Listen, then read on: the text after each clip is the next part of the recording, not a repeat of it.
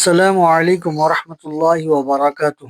آج کا بیان ہمارا پہلے سوا پارے کی تلاوت پر مشتمل رہے گا، یعنی سورہ فاتحہ اور سورہ بقرہ کی 176 آیتوں کی تفسیر۔ سورہ فاتحہ کو عام زبان میں الحمد شریف بھی کہتے ہیں۔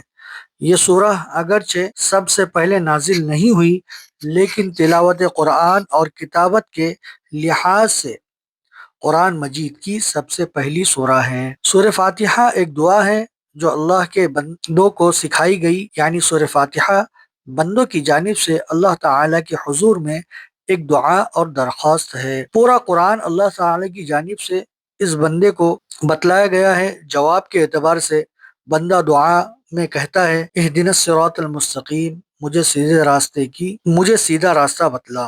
اس درخواست کے جواب میں پوری کتاب اس کو عطا فرماتا ہے کہ لے لو، یہ ہے وہ ہدایت کی کتاب جو آپ چاہتے ہو۔ اس کے بعد سورہ بقرہ شروع ہوتی ہے۔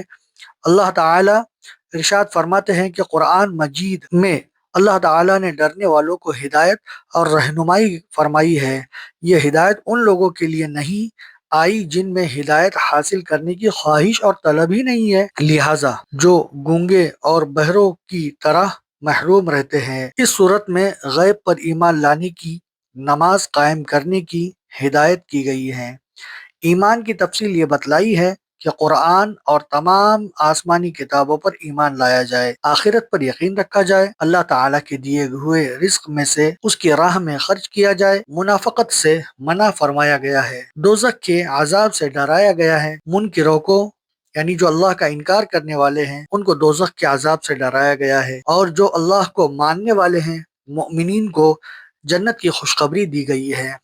اس سورہ میں حضرت سیدنا آدم علیہ السلام کی پیدائش اور ان کو خلیفہ بنانے اور اس سلسلے میں فرشتوں اور آدم کے درمیان جو امتحان کیا گیا ہے اس کو بھی بتلایا گیا۔ اللہ کے حکم سے فرشتوں نے آدم علیہ السلام کو سجدہ کیا، لیکن ابلیس سجدہ کرنے سے انکار کر دیا، جس کی وجہ سے وہ اللہ تعالیٰ کے دربار سے دھتکار دیا گیا۔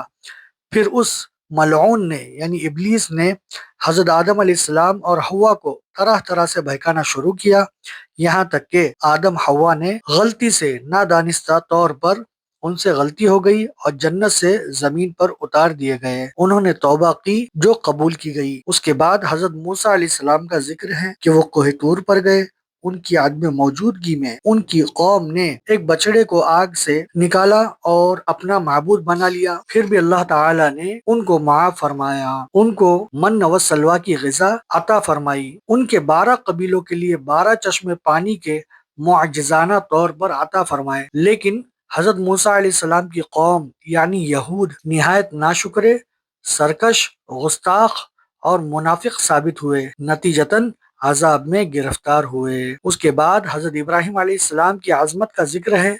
وہ اپنے رب کی ہر آزمائش میں کامیاب ہوئے اور انعام کے طور پر ان کو اللہ تعالیٰ نے سب لوگوں کا پیشوا بنایا۔ پھر اللہ تعالیٰ نے ان کے اور ان کے بیٹے اسماعیل علیہ السلام کے ہاتھوں خانہ کعبہ کی تعمیر عطا کرائی۔ اس مبارک موقع پر حضرت ابراہیم علیہ السلام نے اللہ تعالیٰ سے دعا کی ان کی اولاد میں سے ایک ایسا نبی پیدا ہو جو ساری دنیا کو ہدایت کرے۔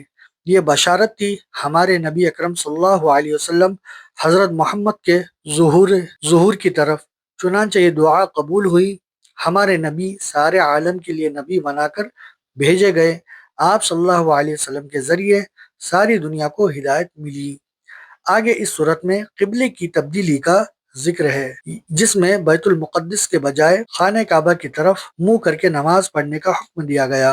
ہمیشہ کے لیے بیت اللہ کو قبلہ قرار دیا گیا اور حکم دیا گیا جہاں کہیں بھی رہو نماز میں بیت اللہ کی طرف منہ کرو۔ پھر مردار، خون، سور کا گوشت، غیر اللہ کے نام نظر کی ہوئی چیزوں کو حرام ہونا بتلایا گیا۔